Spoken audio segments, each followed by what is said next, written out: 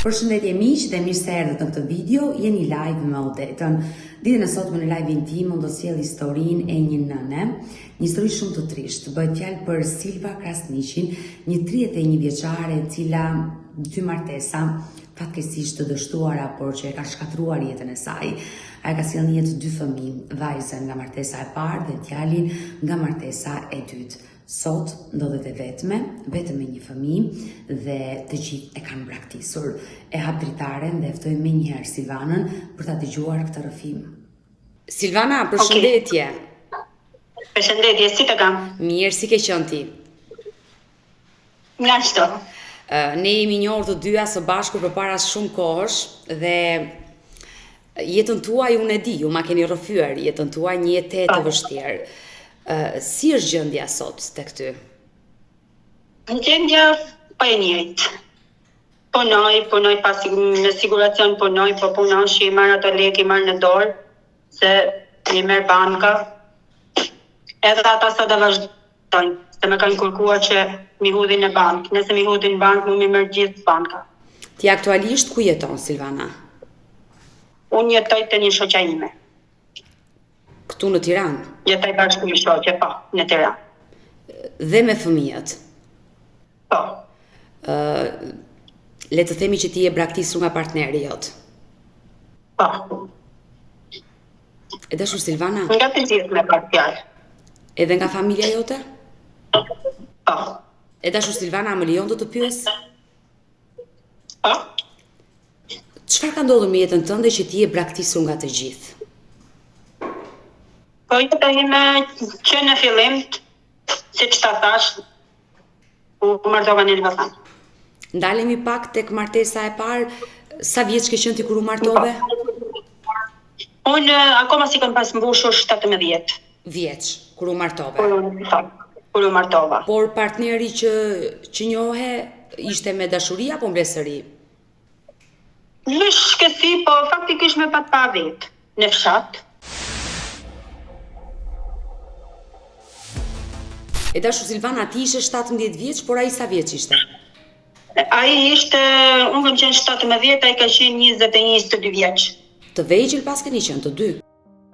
Të dy, pastaj u lidhen, pastaj fillon gjëna duke zbulu që ai pinte drogë, kokainë, heroinë, gjitha. Pastaj atë burri këshosht, siç e kena mentaliteti shqiptarët.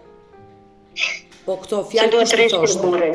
Kush ti thoshte këto fjalë që duhet ta durosh burrin dhe pse? Edhe familja ime. Duke filluar nga familja, nga gjithë. Sepse femra duhet të durojë, gjithmonë se është femër. Ai përveçse ishte përdorues i lëndëve narkotike, me ty si sillej? Edhe dhunë kam pasur. Ka dhunuar? Po. Ti ke jetuar vetëm me atë në ato kohë apo ke qenë edhe me prindërit e tij? Unë kam jetuar kena qenë të ndarë, po thjesht në shtëpi ishim gjithë. Por si me familjarët e atij. Po ti marrëdhënie si ke patur me njerëzit e burrit në atë kohë? Po, me thonë edhe keq, nuk e them dot, edhe me thonë mirë, prapë që them dot. Por si reagonin ata kur shikonin që ti dhunoheshe për djalit të tyre? Mos i kthe fjalë. Nuk duhet të kthesh fjalë. Ai të dhunonte si ishte përdorues i lëndëve narkotike apo kishte dhe arsye të tjera që dhuna filloi barbare mbi jush? Po, kur pinte lëndën ato i pinte, ai normale që varet se si e kapte. Një herë kapte me nerva, një herë kapte me të qeshura, në varet se si ishte në ato qaste. Ju ishit bërë prindër në ato kohë? Po. Ti solle në jetë një fëmijë me partnerin e parë? Po. Pa bërë 18 vjeç, më solla vajzën jetë. Dhe me jetë a kesh. Por, dua të të bëj një pyetje, kur ai ishte përdorues i lëndëve narkotike, filloi të dhunonte, ishte i papërgjegjshëm, pse nuk u divorcove? Sepse në të moshë, mbi të gjitha nuk dija, nuk isha kjo që janë sot. Ku të kërkosha një ndihmë, si ato fëmijët që janë të vegjël që nuk dinë ku të shkojnë. Mbështetje në askujt nuk e kisha, edhe vendosa që trija aty. Ti me nënën tënde, me babain tënd, a folin ndonjëherë për këto situata që ishin krijuar tek? Po, edhe kam folur. Dhe ata çfarë ju thanë? gjithë, nuk është puna që... Pra, Sepse edhe ato kanë hangër dhuna të kohë dhe duhet vazhdoj dhuna për e njëtë. Edhe kohën e sotshme. ata nuk kanë qenë dakord që ti të ndaheshe, duhet të rije aty tek burri. Jo, nuk ishin dakord, asnjëherë që unë të ndaj. Sa vite qëndrove me partneri? Sa vite të martuar? Unë kam jetuar 3 vjet. 3 vite. 3 vite. 3 vite jo të lumtura për ty. Asnjëherë nuk kam pas jetë lumtur. E ke dashur? Po, e kam dash. Edhe pse të dhunonte, ti vazhdoje ta doje? E kam dash.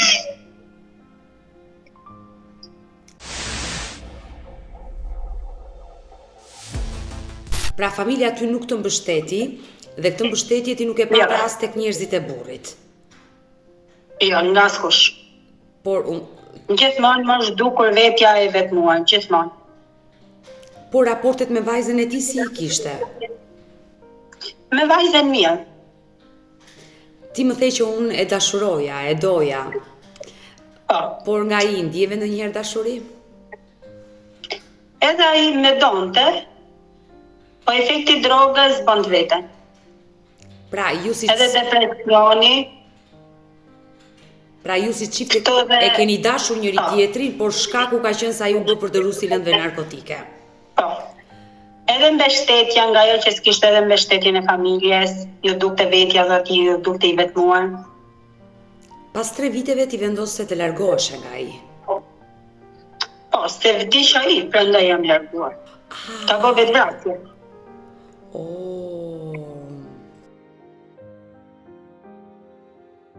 Ai ka bë vetvrasje, jo që me ka braktisur.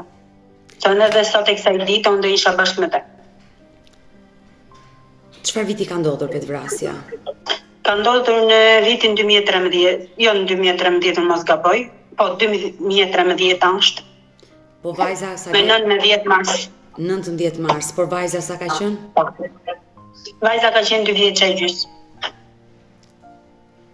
Çfarë ndodhi atë? Në 2011-ën, çka do ndodhi? Ai këtë akt fatal e kreu në shtëpi apo Jo, e ka kryer të prindrit e mi. ju atë ditë keni qenë te shtëpia juaj? Po, kena ikur te babi, Po, edhe atje e ka kryer atë. Vetvrasje. e tmerrshme. Të ka shprehur diçka atë ditë kur keni udhëtuar të dy së bashku, gjendja e tij ka qenë e rënduar, besoj. Nuk është që më ka shprehur atë ditë, po më përpara po. Çfarë ju kishte thënë një ditë përpara? Me thoshte që do vras veten, do bëj veten. Këtë gjithmonë e ka pas thënë. Ju nuk kërkuat Edhe asnjëherë. sepse jo, e kanë kërkuar ndihmën nga prindrit e atij, po ato ju dukte gënjeshtur rrin, se thoshte nuk e bën. Ju dukte mosbesuese. Por ndihmën e një psikologu, një mjeku, nuk mundët dot kur ta kishit për Unë nuk mund jo do të kisha. Sepse kur s'kisha ndihmën atyre, unë nuk mund dhe do të për asgjë. E dashur Silvana, ai pas ka kryer vetvrasje tek shtëpia juaj. Ju keni qenë në shtëpi kur si e kreu këtë vetvrasje? Ai vetvrasjen e kreu, se unë kam edhe xhaxhin, e kam shumë afër shtëpisë. Në ato qaste vajza miku këtë xhaxhi, edhe unë do vija familja se fshat. Jo lopa, jo hajvan, e mos më vriqin. Kam ikur atje, sa jam taku me njerëzit e xhaxhit, ka flas bërtitme, ka bërtitur me ami. Kur kam ikur, çka do shija? Aty kam përjetu gjona shumë të këqija, që nuk e kisha pritur. Ai e vrau veten me armë zjarri, shkoi në atë botë të përtejme, por çfarë ndodhi me fatin tënd? Ti vendose mos ktheshe më në shtëpinë e Ka tij? vendosur armën në gojë, Fatale. Po atë armë, sa kam më arreton, pa arreton ai kishte vdekur. po atë armë ku e gjeti? Armën e kanë pasur vllai, ai ka pasur pa leje. Po nuk e priste njëri që më të ndodhte kjo gjë. Se kanë qenë më sa pa ta shkute babi. Kisha s'kisha një orë. Edhe ishin gjërat pa të pritur. Ai qofti pa harruar dhe mua vjen keq që ka ndodhur kjo histori në një moshë shumë të resh, larguar nga kjo jetë duke lënë një vajzë jetime, por fakti që ka kërkuar të shkonte te shtëpia juaj e ka ditur që ka qenë një armë. Ai e ka menduar. Jo, fare nuk e ka ditur që ka pasur armë. Nuk arri as vetë ta kuptoj se si ndodhi. Si e gjeti armën dhe kreu. Po. Se nuk e mbashin që ta mbashin mbaru apo se diçka, e kishte pas vendosur në divan. Edhe ishte gjë që nuk e priste njëri, a më kupton.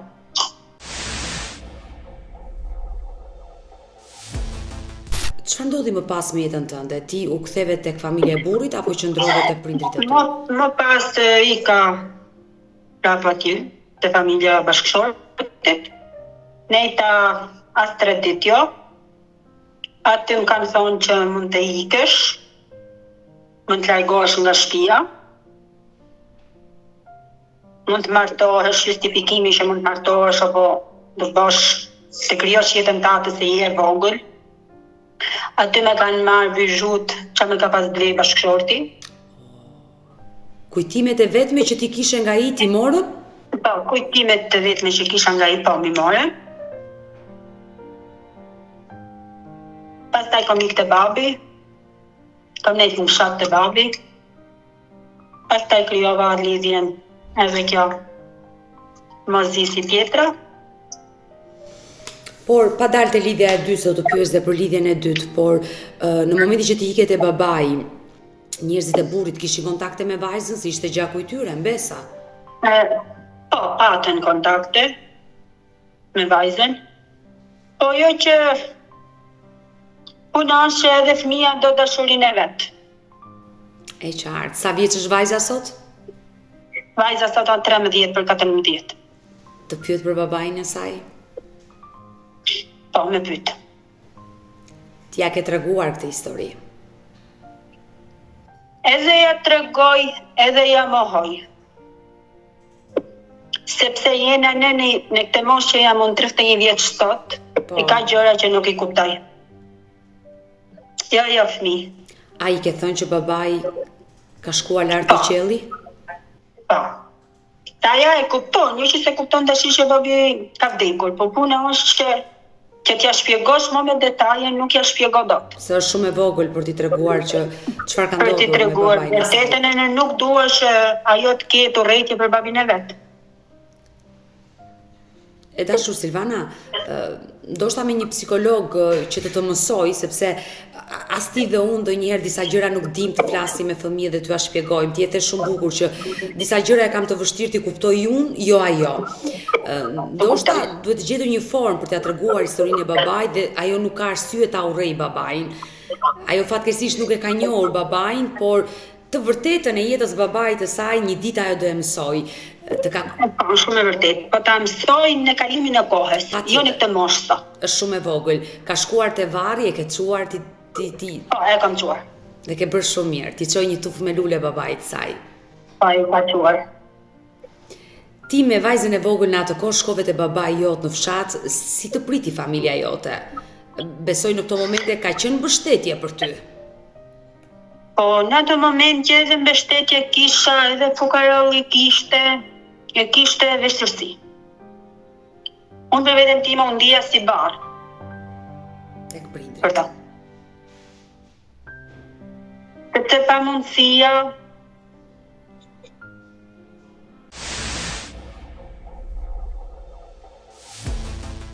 sa kohë qëndrove? Kam jetuar afërsisht 4 vjet. 4 vjet. Pas 4 viteve ti vendose të nisje jetën, se ishe shumë e re dhe ti vazhdon të jesh e re, je vetëm 31 vjeç, pavarësisht se ke kaluar kaq shumë gjëra në jetën tënde. Pas 4 viteve u njohe me një partnerin e dytë dhe mendove të nisje jetën nga e para. Si ndodhi kjo njohje, Silvana? Në rrjetet sociale jam njohur. Po. Vazhdoj. Mendova që çdo gjë të shkonte mirë. Ai kishte vujtur nga ajo që ishte rritur jetim, edhe mendoja që mund të kishte një vëshmëri Ndaj teje dhe ndaj vajzës tënde. Nga ideja, po që ka edhe më keq, ai që u rris ka jetim, Pse që të krijoj një familje. Partneri jot është rritur në shtëpinë e jetimores, i dyti? Po. Familje nuk e ka gjetur? Po, e ka gjetur familjen. Po atje është rritur. Është rritur në jetimore, ka qenë një fëmijë i braktisur. Po. Ti u njohe, Se nuk e ka po. ti u njohe dhe më pas nise bashkëtesën? Po, kam nisur bashkëjetesën. Po. Pas një viti gjysmë 2 vjetësh ka ardhur djali në jetë. Kjo bashkëtesë ndodhi në vendin ku ti jetoje apo u zhvendosët në një qytet tjetër të Shqipërisë? Jo, në Tiranë. Erdhët në kryeqytet. Pastaj, kur kam qenë në shtatë zvan, Po. jam shkëputur, kam jetuar në Francë. Ike 2 vite. me gjithë partneri në Francë. Po Me vajzën? gjithë partnerin. Vajzën e more me Jo, vete. vajzën nuk e mora. Jo. Kush u kujdes për vajzën tënde? E lasht njerëzit të gjyshërit e vet. Te nëna dhe baba jot. Po. Pra, kur ti vendose të nisi një raport të ri, një marrëdhënie të re, vajzën e lete prindrit dhe vazhdove jetën. Po. Çfarë ndodhi me ty në Francë? Aty filloi, si ta shpjegoj unë, edhe dhunë psikologjike, edhe nuk u përgjishte, edhe shante, çdo gjë që mund të flisja unë për atë u dukte, nuk ju dukte normale.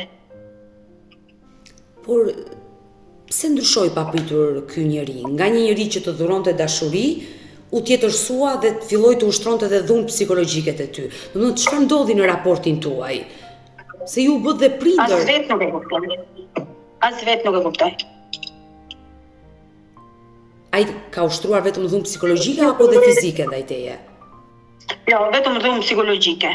Kur themi dhunë, Po më mirë të godasi, se do të godasi i herë, se sa dhuna psikologjike, se dhuna psikologjike është më e rëndë se çdo gjë. e dashur, kur themi dhunë psikologjike, konkretisht çfarë të thoshte ai njeri që Po, shante, ofendonte, të vite fjalë që ti nuk i kishe, normalisht që të vrasin. të ka lënduar? Po, Pra, ai ka qenë xheloz dhe të ka akuzuar për tradhti, të ka lënduar kaq thellë. edhe për tradhti. Në këto momente, besoj jeta juaj u bë bardhëzi. Një tjetër marrëdhënie që nise, gjërat nuk po shkonin Edhe kjo mirë. është. Por në jetë erdhi djali, mos gaboj. Po, djali. Por as në jetën tuaj që u bët prindër, ardhja e djalit nuk e ndryshoi partnerin e dytë? Jo. Edhe më keq u bë. Edhe më keq. Kur themi më keq, çfarë arriti të bënte ndaj jush dhe djalit?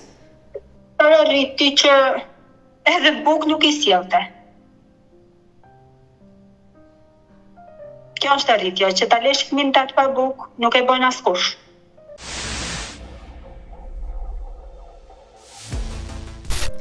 Por pse nuk more djalin dhe të largoheshe nga Franca, aty ku ishe me atë? Mos jetoje më. Po u rikthym në Shqipëri pastaj. Ju shkuat për të kërkuar Edhe azil, kërkoj. e dashur Po, Silva. azil. Ju refuzuan azilin, nuk mundu do ta fitonit. E refuzuan. Po, dhe u detyruat të riktheheshit në Shqipëri. U rikthym në Shqipëri. Edhe këtu po i njëjta histori. Unë jam e sigurt që në atë kohë ti ke pasur frikë të flasësh dhe me nënën dhe babain për të treguar që edhe martesa e dytë nuk po shkonte mirë. Ja kam thonë mamit e babit. Nuk ka që e kanë prit mirë, se normal që çdo prind nuk da presi mirë. Edhe kundërshtuam, sa shumë nuk doroj dot më. Daç me pranoni si fëmin tuaj, daç me mohoni, unë nuk doroj dot më këtë. Po me vajzën tënde i mbaje kontaktet e rregullta gjatë kohës që jetoje me këtë? Po, me vajzën po. Çfarë ndodhi me partnerin e dytë? Do me thënë, sa kohë jetove dhe si ishte ndarja jote me Me të? partnerin e dytë, afërsisht edhe me këtë mund të kem jetuar 4 vjet, Po. jo më shumë se 4 vjet, derisa i dhash fund. Ishit ju që u larguat apo ai? Unë isha që u largova, sepse nuk durosha dot më. Se isha vetë burr, vetë gru, si për fëmijë si për çdo gjë. Si Normalisht që nuk durosha dot më. kur ja komunikove që do largoheshe dhe do ndaheshe, si e priti? Si boni përshtypje. Pare si ka bërë përshtypje. As telefon djali nuk e merr. Që ta marrit kontaktoj ose t'i sjelli si kur një palqerak. Sa vjeç është djali sot? Djali 5 për 6. Për 6. Sa kohë u bë që je ndarë dhe nga partneri i dytë? Në 2 vjet e gjys. Dhe në këto 2 vite e gjys ai asnjëherë nuk ka telefonuar për të birin e vet? Asnjëherë. Djali i hidhet klasë e parë dhe besoj e kërkon Po, 8 babain. vjet tani hidhet në klasën e parë. Babain e vet e kërkon? E kërkon, po puna është që se s'ja pas telefonin, jo. Në momentin që u ndave dhe nga partneri i dytë, si vazhdoi jeta jote? Ti ishe nëna e 2 fëmijëve që vinin nga 2 martesa të ndryshme, le të themi nuk ishe një gjendje ekonomike të mirë që t'ja dilje, çfarë ndodhi me ty? Më pas filloi skenat e xhelozisë, sa që me vendosi edhe për gjuse në telefon, në çantë, me përgjonte. Loste bigjozin, me gjenjente, as nuk punonte, u smute djali, i bite që të kërkosha unë borxhe, jo të përgjishte ai si prind, po detyrosha unë që të bosha burri. Të kërkosha edhe borxhe edhe çdo gjë. Derisa vendosa i dhash fund.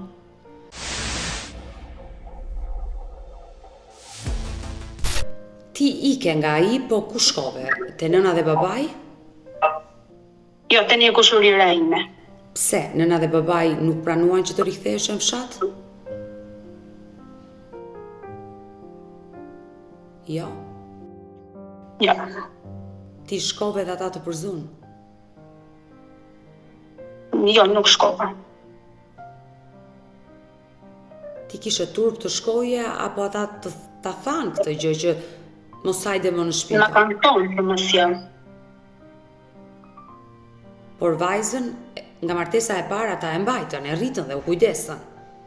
Pastaj e kam qute te njerëzit e bashkëshortit, që gjyshrit e vetë në Elbasan. Pse e çove tek njerëzit e bashkëshortit? Po se edhe vajza do që të shkoj. Edhe unë s'ja ndaloj dot. Jo, patjetër që nuk ja ndalon dot, por sot vajza nga martesa e parë jeton tek njerëzit e babait? Po, Sa vite u bë që është ndarë prej teje? një vit që kur kam pas 2 vjet që kur pata unë në situatën që nuk i mbasha dot të 2 fëmijët. E kuptoj.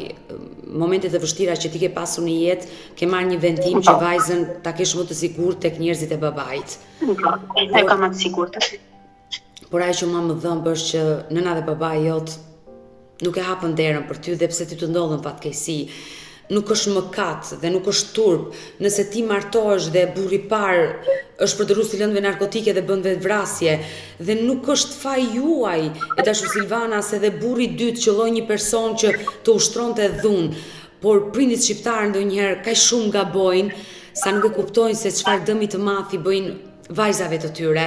Në këtë rast ata jo vetëm që nuk të kanë mbështetur, nuk të kanë hapur derën, por jam e sigurt që dhe 2 të vegjëlit e tu nuk i kanë mbajtur pranë. Ja. Dhe unë e kuptova arsyen pse vajza ka përfunduar te njerëzit e babait, por ti e takon të paktën vajzën? Po, e takoj. E takon. Ke kontakte të mira. Po, kam kontakte të mira me vajzë. Dhe jam e sigurt që ajo ka nevojë për erën tënde dhe Sa herë të mundesh shko dhe takoje? E takoj, po nga herë edhe pa mundësia, është shumë e vështirë edhe për mua. Të besoj, por sa herë që t'jepet mundësia bëje, dhe në momenti që do luftosh për të krijuar gjërat në jetën tënde, merri fëmijët dhe bashkoj të dy bashk. Si vajzën dhe djalin, por me vllajën, ajo flet me vllajën e saj? Po, flet. Edhe vllaji e do shumë, besoj. E do. Dhe kjo është ajo që të dhëm shpirti që mos i ndaj fëmijët, mundohu si nën sakrifiko për t'i bashkuar të dy bashk. Sepse ajo vajzë... Asgjë nuk bëhet. Jam një krah i vetëm. Të besoj, dhe jeta është e vështirë. Por vështirësitë janë. Do të pyes për jetën që po bën tani në Tiranë, por desha të thosha vetëm diçka. Ajo vajza jote, babai nuk e ka njohur fatkeqësisht. Je vetmja që të ka dhe ka nevojë për erën tënde, ka nevojë për dashurinë tënde. Kështu që lufto fort ta kesh pranë vetes. Një ditë ajo do jetë mbështetja më e madhe për ty, si ajo dhe djali, ma beso këtë gjë.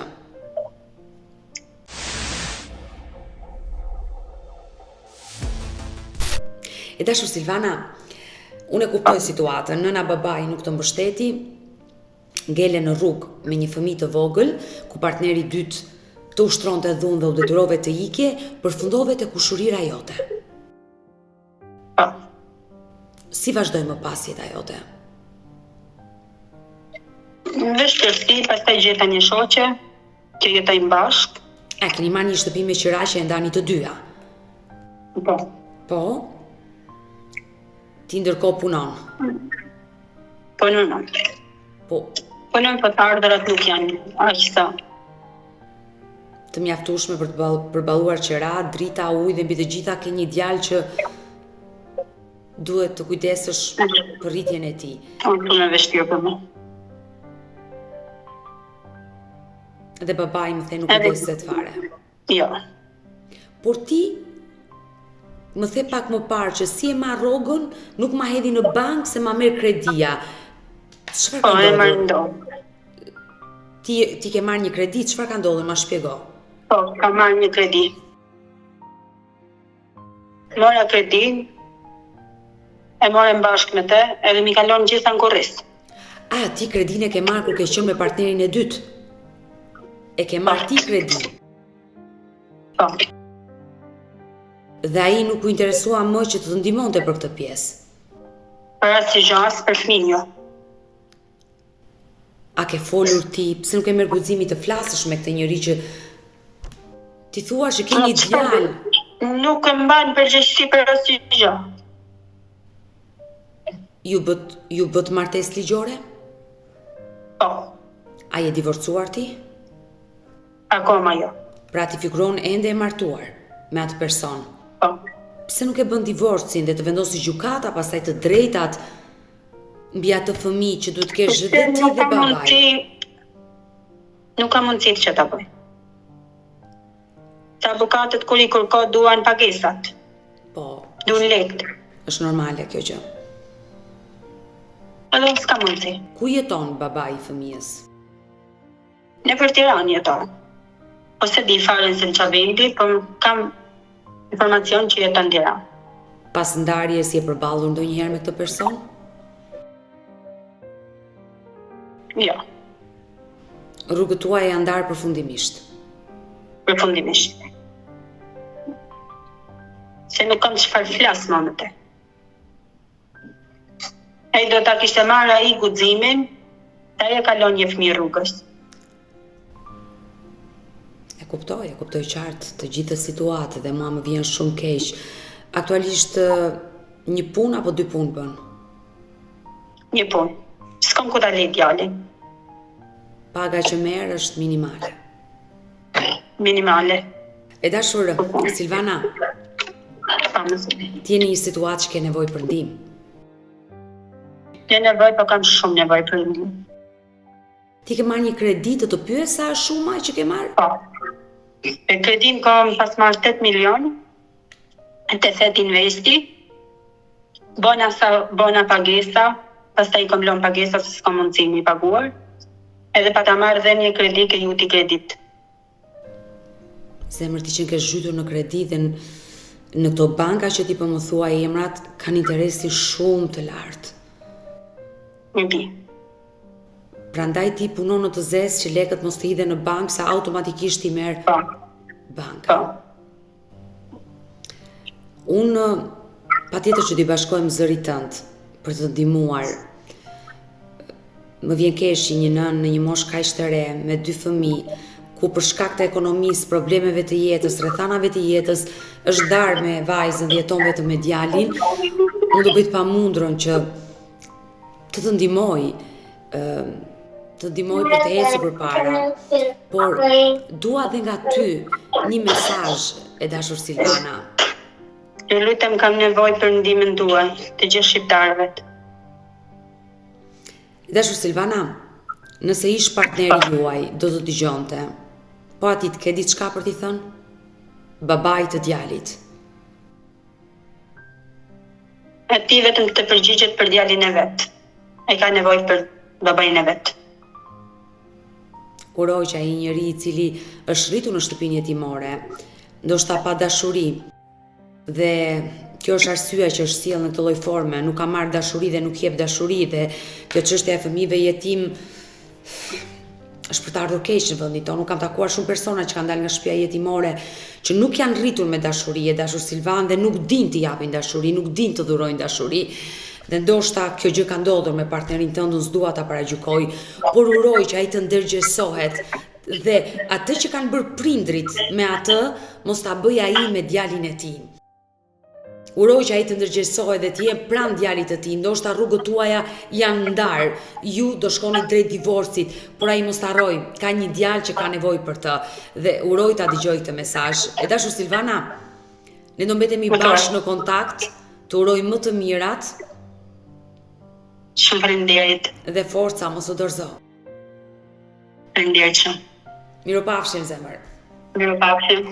Mirë të dashuni që dëgjuam rrëfimin e kësaj 31 vjeçare, urojmë të bëhet më e mira për të gjej forcat për t'ia dalë, për të ecur përpara dhe mbi të gjitha për të bashkuar djalin dhe vajzën dhe të jetojnë me nënën e tyre, pasi jam e sigurt që ajo vajzë ka nevojë për Silvanën.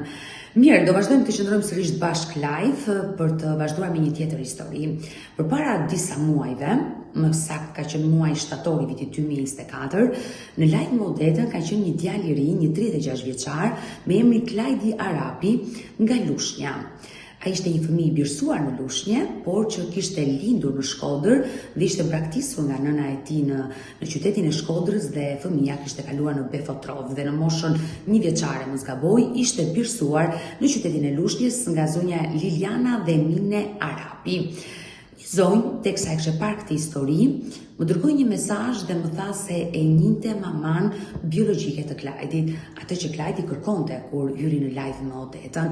Por për gjithë ata që nuk e njohin historinë e 36 vjeçarit Klajdi Arapi, unë dua të prezantoj një klip në këtë moment kur ai ka qenë me live me mua dhe rikthehemi. Ti ishe 11 vjeç kur shokët të thanë në shkollë që je një fëmijë i birësuar. Thjesht pastaj fillova ato mendime, dhe isha edhe i vogël, po fillova mendimet, varar pak mendjen te mosha e prindërve, te mosha ime, që isha shumë i vogël. Edhe kuptova vetë. Pastaj mas 10 vitesh u bë biseda me disa prindër. Ma tha faktikisht, kështu thash, unë kam kuptuar, kam vite thash që e kam kuptuar. Nuk kam thënë gjë, thash, dhe nuk e kam dhënë, nuk kam bërë të ditur që e di e kam. U fejova me një vajzë, u dashurova me vajzën, u fejova edhe po bënim plane për dasmën. Pas disa kohësh, edhe donte të ma thoshte para dasmës. Edhe ishte i vetë që më tha që këtu të kam marrë filan vend, nuk je djali im, të kemi të birësuar, edhe më dha dhe lejen faktikisht, kërkoja për. Je i lirë, më tha, mo t'i kërkosh. Shumë keq më ndjeva. Shumë keq. Bile s'kam ditë tërë ditë, mbyllë më dhomët. Mërzitëm shumë. Se kështu e kaloja vetë dhe tiu, thosha gjithmonë gjithë, dhe pse më kanë lënë ata të tjerë janë këta prindërit e mi, po ku ma tha ai më vrau më tepër. Unë marrëdhënie sakta, respektuar në njëri tjetrit. Korrekte. Korrekt. Ato dyja palë. Marrëdhëniet i ke të mira. Po. Sido që normal, si ka Gjithkohën, asnjë ndryshim. Po i tha gjeta, jam prindërit e tu, sido që tjetë puna. Ne të kemi rritur të duam një si djalin tonë, dhe unë e thash, dhe kërse i kërkoha. Thash ju jeni të miti, thash. Po do vi një ditë, thash që unë t'i kërkoj. Mirë, e dëgjuam historinë e Klajdit, i cili dha dhe një mesazh për nënën e tij biologjike.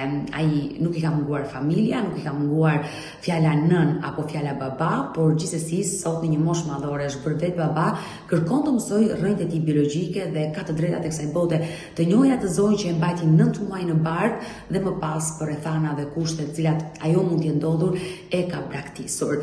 Një zonjë nga Greqia më ka telefonuar dhe kërkon që të hyjë live me mua. Padyshim që imazhin e saj do e ruajmë për të qenë korrekt, por ajo që na intereson është informacioni. Një informacion që me thënë të drejtën as unë nuk e di nëse ka të bëjë diçka vërtet me nënën e Klajdit apo mund të jetë ndonjë histori tjetër. Kështu që e hap me njëherë të dritare dhe e ftoj këtë zonjë. Përshëndetje zonjë.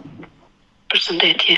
Më ke telefonuar për rastin që unë kam trajtuar përpara disa muajve Klajdi Arapi, një 36 vjeçar që ka qenë live me mua dhe kërkonte prindrit biologjik. Po, unë jam nga Dërmiu. Aty një kështu e njojtur që ka ardhur nga Dibra me origjinë dhe ri në Lushnjë, erdhi mbajti maman time. Dhe ajo më tregoi historinë e saj. Që unë kam lënë një djalë kur ka qenë e re, e kam lënë në Befotrov. Dhe kam frikë se mos më kërkon dhe çfarë do themu në familje. Kjo është nga Dibra dhe unë punon në Dërmi. Mund të jap emrin, të tëra dhe mbi emrin si jam mbaj mend mbi emrin, mund të jap se ku ri zonja dhe mund të veni të kontaktoni. Kjo zonjë është martuar në Lushnjë? Është me origjinë nga Dibra, kanë zbritur në Lushnjë. Po. Vite dhe pastaj në 90-ën kanë ardhur dhe të punojnë në Dërmi. Dhe aty ma tregoi historinë.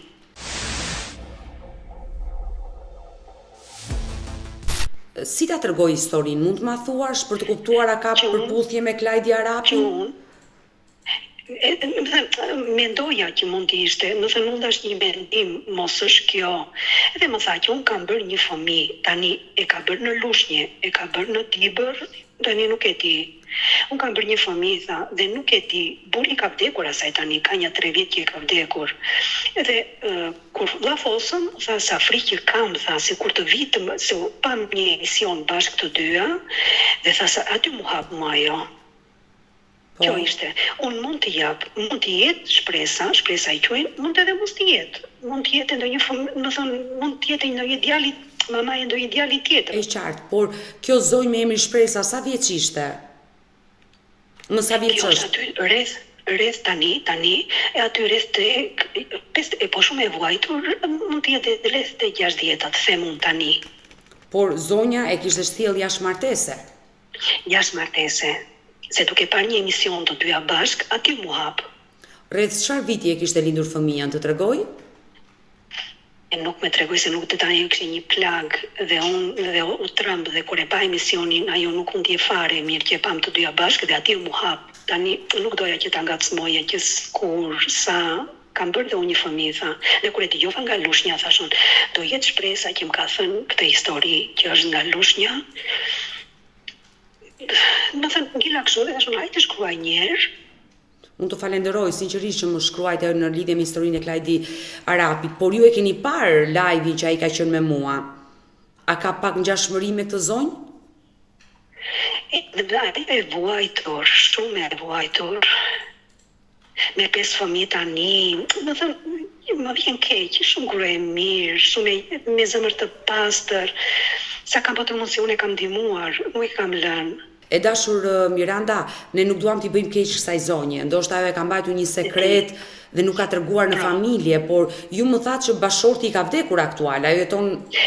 Tani ka një 3 vjet, 4 vjet, dhe ky muhabeti Odeta është bërë, mamaja ime ka 10 vjet që ka vdekur, para 10 vjetve, 11 vjetve, ky muhabeti, që më hap mua ajo.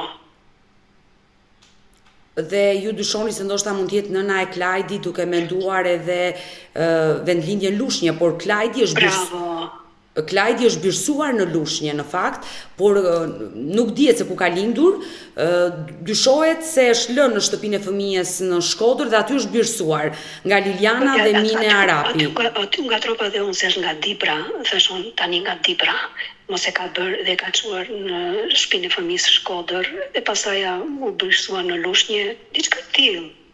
Se është nga Dibra, zonja është nga Dibra. Ju mund të ma jepni numrin më vonë të kësaj zonje, ndoshta ne mund të kontaktojmë pa e dëmtuar dhe pa i shkatëruar jetën.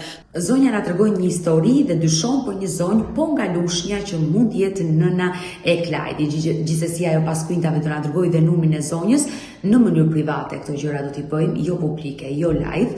Ajo zonjë e ka pasur sekret dhe vazhdon ta ruaj sekret dhe qëllimi jon nuk është të shkatërrojmë familje, por të bashkojmë familje. Kështu që unë pas kuintave do ta telefonoj, do flas me këtë zonjë, gjithnjë me shpresën se ndoshta mund të ketë lidhje me historinë e Klajdi Arapit, por nuk betiri të dashurish që kushdo që i njeh historinë e Klajdi Arapit, i cili ka ardhur në jetë në 1 janar të vitit 1989 dhe sot i bie 36 vjeç, dhe lindja Shkodër, u braktis nga nëna e tij biologjike dhe u deri në muajin e 7 në befallotrofin e Shkodrës dhe u birsua më pas në qytetin e Lushnjës nga Liliana dhe Mine Arapi. Kushdo që e njeh këtë histori mund të ketë informacion, qoftë anonim, mund të më kontaktojë në numrin tim të telefonit 069 99 55 698 që ndodhet poshtë ekranit tuaj. Por mund të më dërgoni mesazhe dashurish edhe në rrjetet e mia sociale nëse keni një histori për të ndarë dhe zëri juaj kërkoni që të dëgjohet. Më shkruani në Instagram dhe në Facebook me emrin Odeta Dumemandro dhe këto janë faqet e mia zyrtare. Ndërsa këtu lart tek fotoja ime mund të klikoni dhe të abonoheni, të bëheni pjesë e kanalit tim në YouTube ku çdo paradite jam me këto histori njerëzore, histori reale, histori shqiptare. Faleminderit dhe takohemi nesër.